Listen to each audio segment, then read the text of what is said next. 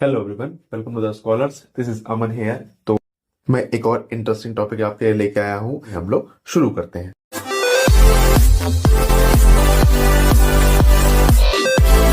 तो चलिए हम लोग देखते हैं लोकसभा के बारे में।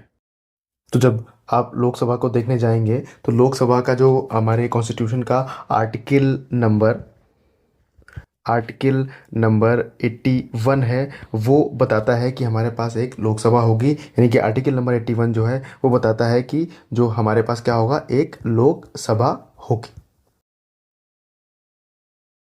जैसे कि आप ये फोटो देख पा रहे होंगे, यहाँ पे इस तरीके से ये फोटो दिया हुआ है जो कि हमारा लोकसभा का, यानी कि जो नया हमारा जो पार्लियामेंट हाउस बना है वही इसमें जो हाउस बनाया गया है हमारा लोकसभा का, वो कुछ इस तरीके से दिखाई पड़ता है। और ध्यान रखिएगा, इसके अंदर जो ग्रीन कारपेट रहता है, यानी कि इससे पहले का जो हाउस था उसमें जो ग्रीन हाउस था, यानी कि ग्रीन कारपेट का जो हाउस रहता है, यानी कि जो ग्रीन कारपेट का जो हाउस रहता है वही लोकसभा। इस लोकसभा का नाम और क्या क्या है, इसको लोअर हाउस कहते हैं।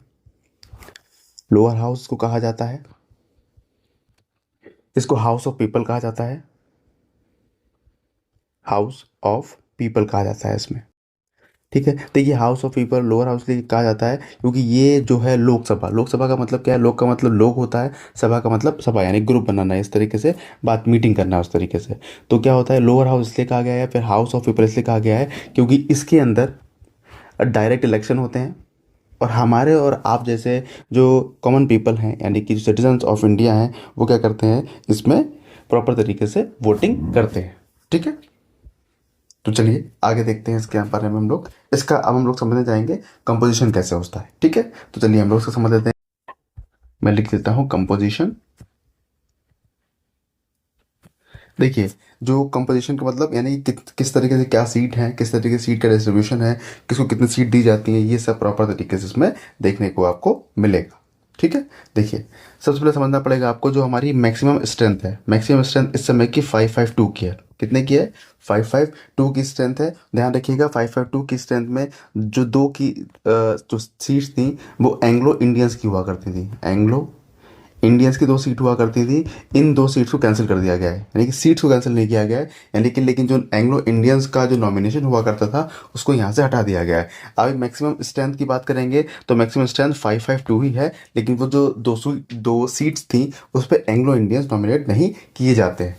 ठीक है, अगर आप बात करेंगे प्रेजेंट टाइम की, यानी कि प्रेजेंट की बात करेंगे तो प्रेजेंट टाइम में सिर्फ 543 सीट्स ही इसकी फिल है। ठीक है, तो जरा समझते हैं हम लोग किस तरीके से प्रॉपर होता है। यानी कि अगर 552 की बात करेंगे जिसमें से 530 सीट्स, 5 जो 30 सीट्स होती हैं वो स्टेट से आती हैं।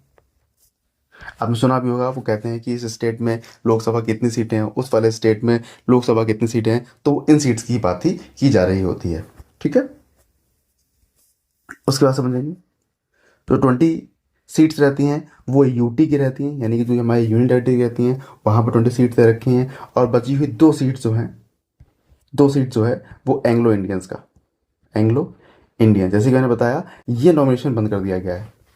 ये जो नॉमिनेशन है वो बंद कर दिया गया है, यानी कि इस तरीके से कंपोजिशन रहता है। ये हमारा प्रेजेंट का है, ये हमारा प्रेजेंट का है। और ध्यान रखिए उसके बाद हम लोग एज देखते हैं, यानी कि कितनी एज मिनिमम होनी चाहिए कि आप लोकसभा के जो एमपी है यानी मेंबर ऑफ पार्लियामेंट है वो बनने के लिए एलिजिबल हो जाते हैं। तो उसके लिए मिनिमम जो एज है, जो मिनिमम एज इसके लिए है वो रहती है 25 ईयर्स। 25 ईयर्स रहती है, यानी कि अगर आप 25 साल के हो चुके हैं तो आप सांसदी के चुनाव में खड़े हो सकते हैं। ध्यान रखिएगा इसकी कुछ कंडीशंस हैं। कुछ कंडीशंस का मतलब क्या होता है, पहली एज की कंडीशन तो यही है कि जो उम्र है वो 25 साल होनी चाहिए कम से कम। और दूसरी कंडीशन ये है कि आप भारत के नागरिक होना चाहिए, यानी कि भारत के बाहर से कोई आया हुआ नागरिक मेंबर ऑफ पार्लियामेंट नहीं बनाया जा सकता है। ठीक है, और दूसरी बात ये, तीसरी बात जो है, तीसरी बात ये कहता है कि जो आप किसी भी सरकारी पद पे नहीं होना चाहिए उस समय, यानी कि जब आप इसमें खड़े हो रहे हैं उस समय आप किसी भी सरकारी पद पे नहीं होने चाहिए। ऐसा नहीं होना चाहिए मतलब किसी सरकारी नौकरी पे भी हैं, मतलब पड़ा कि डिस्ट्रिक्ट मजिस्ट्रेट है, सेक्रेटरी है, कुछ भी हैं और आप मेंबर ऑफ पार्लियामेंट बनने के लिए भी खड़े हो गए, ये आप नहीं कर सकते हैं। ठीक है, इसमें इसमें जो रहता है वो कास्ट वाइज रिजर्वेशन भी रहता है। देखिए जो कास्ट रिजर्वेशन रहता है इसके अंदर, जिसमें 84 सीट्स एससी कैटेगरी के लिए फिक्स की जाती हैं और एसटी कैटेगरी के लिए 47 सीट्स फिक्स की जाती हैं। ओबीसी कैटेगरी के लिए कोई भी सीट फिक्स नहीं की जाती है। ध्यान रखिएगा, इन जो रिजर्वेशन कास्ट वाला चलता है, हमारे कॉन्स्टिट्यूशन में कहा गया है कि हर 10 साल में क्या किया जाएगा, इसको रिव्यू किया जाएगा। हर 10 साल में इसको रिव्यू किया जाएगा और रिव्यू करने के बाद ऐसा लगेगा कि इस रिजर्वेशन में को हटाने की ज़रूरत है, इस रिजर्वेशन को और बढ़ाने की ज़रूरत है, या फिर इस रिजर्वेशन में कोई भी रिफॉर्म करने की ज़रूरत है, तो वो वहाँ पे किया जाएगा। ठीक है, आप जब समझ लीजिए टेन्योर कितना रहता है, जो लोकसभा है उसका टेन्योर कितना है। देखिए, जो लोकसभा रहती है उसका अगर टेन्योर की बात करेंगे तो यानी कि मेंबर ऑफ पार्लियामेंट जो होता है वो 5 साल के लिए आता है।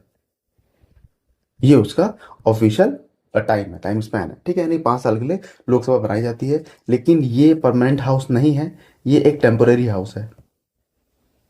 टेम्पोरेरी हाउस है। टेम्पोरेरी हाउस का मतलब, देखिए टेम्पोरेरी हाउस का मतलब ये होता है कि 5 साल इसका, देखिए ये टाइम दे रखा है इसका ऑफिशियल टाइम। टेम्पोरेरी हाउस का मतलब ये होता है कि ऐसा भी हो सकता है कि 5 साल से पहले ही लोकसभा डिसॉल्व हो जाए, यानी कि भंग कर दी जाए। यानी कि सरकार, कभी कभी ऐसा होता है कि सरकार गिर जाती है तो क्या होगा, यानी कि 5 साल का जो टाइम स्पैन रहता है वो कंप्लीट नहीं हो पाता है और ये उससे पहले ही डिसॉल्व कर दी जाती है। ठीक है, तो ध्यान रखिएगा ये टेम्पोररी हाउस है और 5 साल इसका ऑफिशियल टाइम है, लेकिन 5 साल से पहले भी आप इसको हटा सकते हैं या फिर हटाए जाने की जो प्रोसेस है वो अवेलेबल है। ठीक है, और मैंने आपको ऐसे बताया कि इसके अंदर डायरेक्ट इलेक्शन होता है, डायरेक्ट इलेक्शन होता है। ठीक है, इसका जो होंगे एक स्पीकर होंगे। स्पीकर का मतलब क्या होगा, यानी कि जो इसको लीड करेंगे, जो किसी को ऐसे कि जब कहीं क्वेश्चन आवर चल रहा है, किसी क्वेश्चन पूछना है, कौन जवाब देगा, तो ये सब डिसाइड करने के लिए कौन होता है, एक स्पीकर होता है। स्पीकर जो है, स्पीकर मेंबर ऑफ पार्लियामेंट ही होता है, यानी कि मेंबर ऑफ पार्लियामेंट ही, यानी कि जितने मेंबर ऑफ पार्लियामेंट हैं उसमें से ही वोटिंग होने के बाद क्या बनाते हैं, किसी एक को स्पीकर बनाते हैं। प्रेजेंट टाइम के जो स्पीकर है वो ओम बिरला है। ओम बिरला है। और मेंबर ऑफ पार्लियामेंट है, ये राजस्थान के कोटा से आते हैं, कोटा से मेंबर ऑफ पार्लियामेंट हैं। ठीक है, और मैंने जितना भी बताया गया है लोकसभा के बारे में, मैंने आपको सब बता दिया है। लेकिन फिर भी अगर आपको कोई कंफ्यूजन रहता है तो आप कमेंट सेक्शन में से पूछ सकते हैं, मैं उसको दोबारा समझाने की कोशिश करूंगा। तब तक के लिए थैंक यू वेरी मच।